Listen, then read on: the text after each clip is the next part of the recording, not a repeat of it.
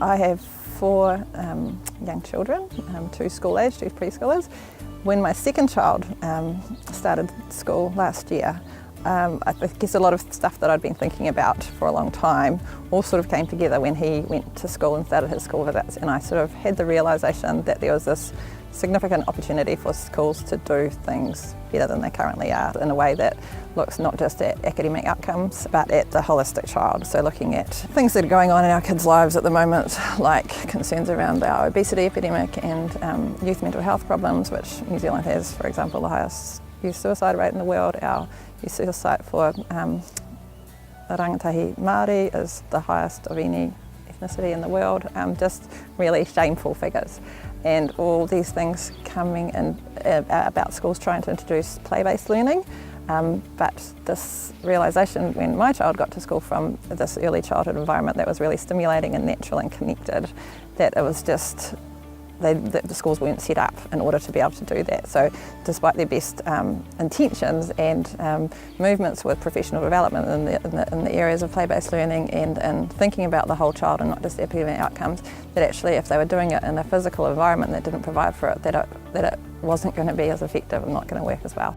Schools could be fundamentally look different and have a different role in our children's lives, and everybody at our kids' school said, yep, this is great, let's try and make it happen. And so at that point we have beavered away, we got lotteries funding to make this transformation of the school our kids go to happen into this amazing diverse use, culturally connected, natural space for our kids to learn how to build skills like resilience and self-control, which we know will help them to lead happy and productive lives. Then I started talking with my colleague Hannah and friend Hannah about how we could make this kaupapa available more broadly. So it's not just our school that needed this.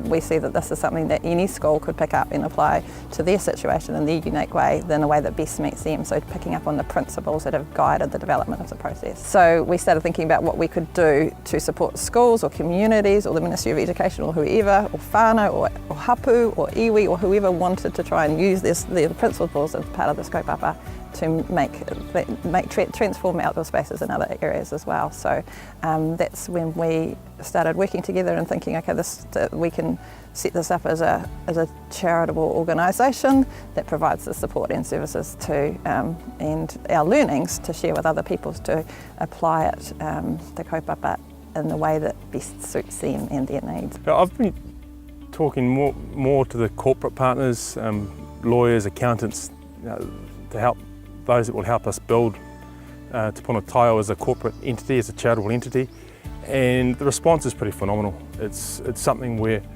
that clearly captures their imagination, because most people have children, and most people drop their children off at most schools that look exactly the same. They're buildings and big square blocks of dirt, and they get it, they click instantly. They know the importance of it. They know recently a lot of them probably had the same feelings about taking their kids from a beautiful kindergarten or play centre that's got these amazing trees and sandpits and water features, and then transporting them to this quite sterile school environment. And so they get it. And it's been a pretty quick conversation to find partners to help us build Te Puna Taiao.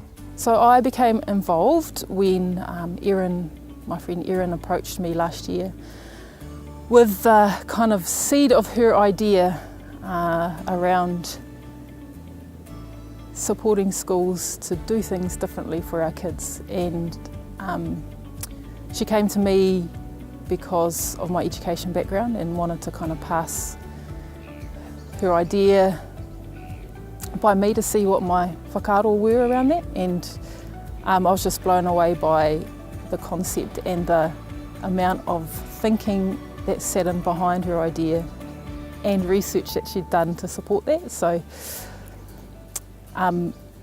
she asked for some support around that, and I gladly gave her what I could. And then that kind of has grown into a really exciting opportunity for us to do something that has a really good impact on not just our own kids, but the communities that we live in and potentially wider.